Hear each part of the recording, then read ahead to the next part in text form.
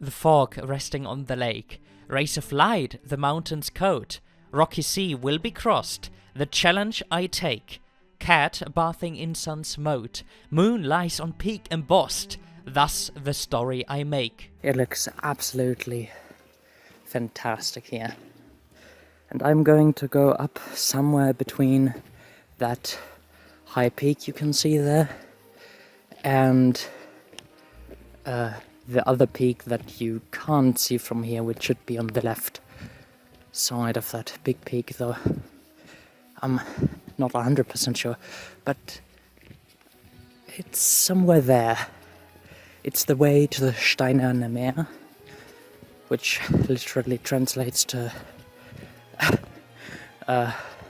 stony sea or stone sea, sea of stone, and you'll later see why it got that name. But I mean, I think you can already imagine.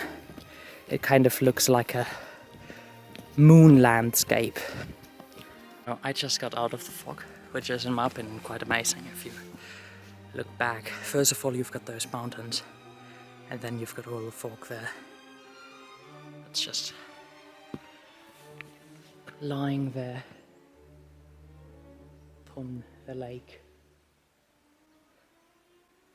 Quite awesome. That's probably better. Now, I think I'm actually going a different way than I thought, though I'm not sure which way I'm actually gonna take here, but it looks marvelous here. Actually, without my face it's even better.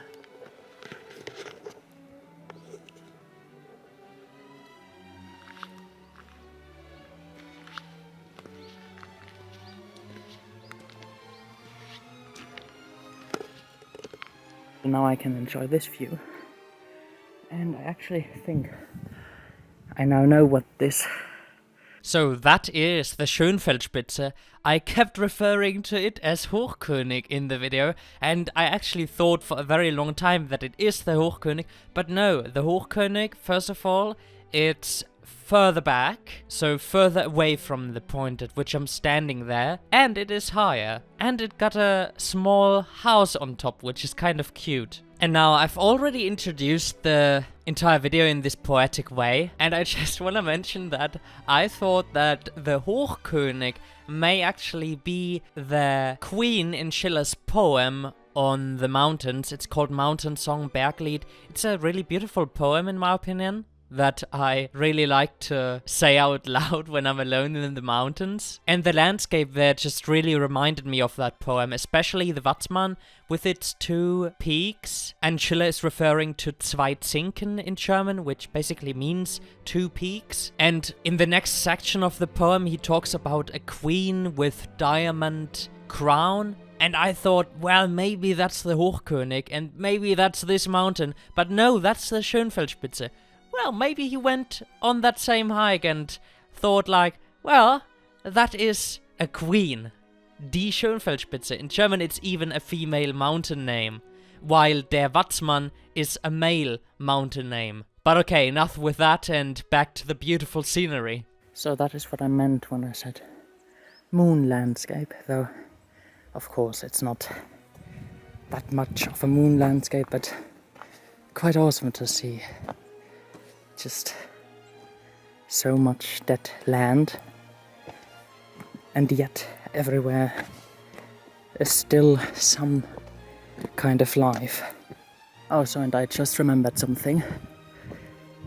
Instead of saying stony sea or something like that, let's just translate Steinernes Meer with stone ocean. Then we get the references right, and maybe I can stand properly.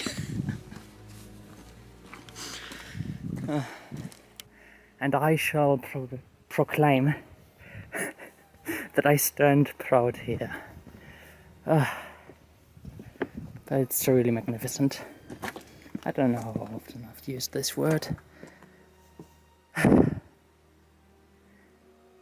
Marvelous, magnificent, beautiful, wonderful. A couple of days ago, this mountain was rather far away, and Now the Hochkönig, the High King, is that close. It's quite amazing actually, and also the fact that I basically already walked around the Königs and Obersee. You should have just seen my mouth open. Wow.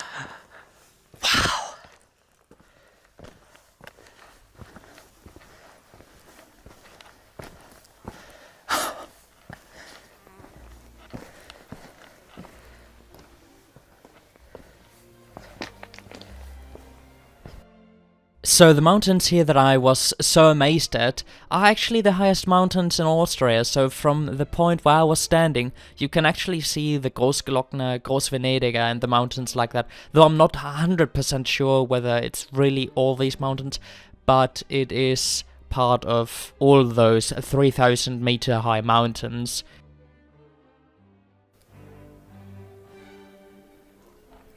Kind of scary when looking down there. Imagine being up on one of those mountains, or on one of those mountains back there, hiking in the snow. I don't know how high those mountains are, but they must be about... They must be higher than 2,700 or something like that, I suppose.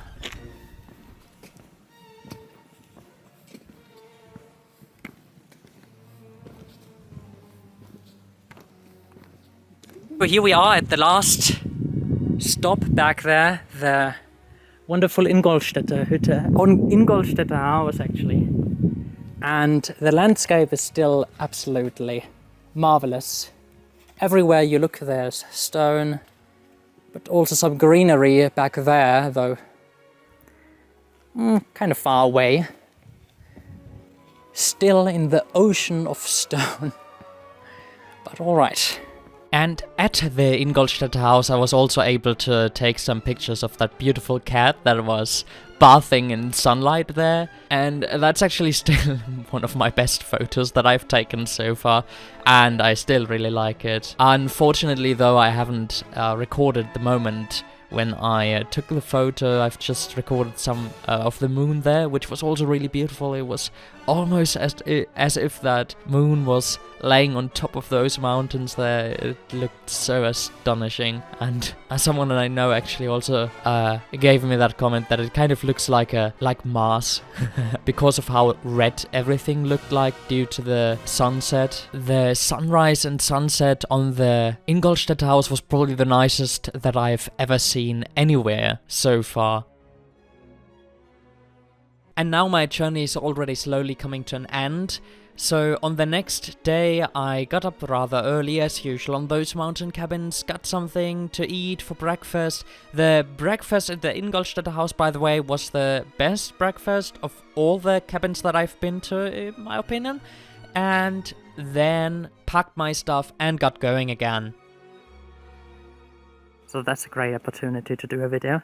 So here I've still got 1¼ hour to the Wimberkieshütte, 2 3/4 hours to the Wimbach Schloss, and 4 hours to the Wimbachbrücke. That is my final destination. Now the nice thing about this hike is that it mostly just goes downwards, so it's like 1,800 meters downwards, as you can see here on this map, and about 400 meters that you also have to ascend. And if I remember correctly, it's something like 17 kilometers long, if I'm not mistaken, but the way is mostly rather easy. Oh well, and of course you get rewarded with beautiful views like everywhere. I actually didn't expect that the Wimbach Gries was that beautiful.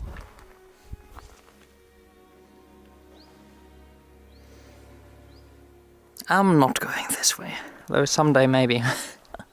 Would probably be nice. Look how cool this way looks.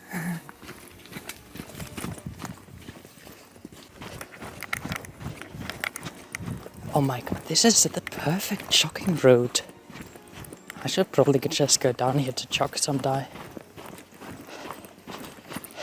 Now, I understand why this way may be deemed as kind of boring, because it's literally just a street. However, The views here are still so awesome. But to be honest, I think I wouldn't want to hike up here. It's about 2 more hours until the valley now. The landscape, of course, is still beautiful. You can probably hardly hear my voice anyways, so I'll try to talk very closely to the microphone. I think I came from somewhere, from those mountains in the back there. And now I'm finally here at I suppose that's already the Wimbachbrücke. It was actually not the Wimbachbrücke. The Wimbachbrücke is still further this way. I think on the sign it said 30 minutes, but that already means that I saved like 30 minutes because I probably walked rather fast.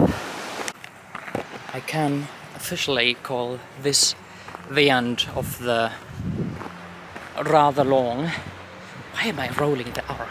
Of the rather long journey of about 45 kilometers it was, I think, and 4,500 meters of height difference, altitude change. I don't actually know how to translate that into English, but it was amazing, and I'm very glad that I did it. That's it.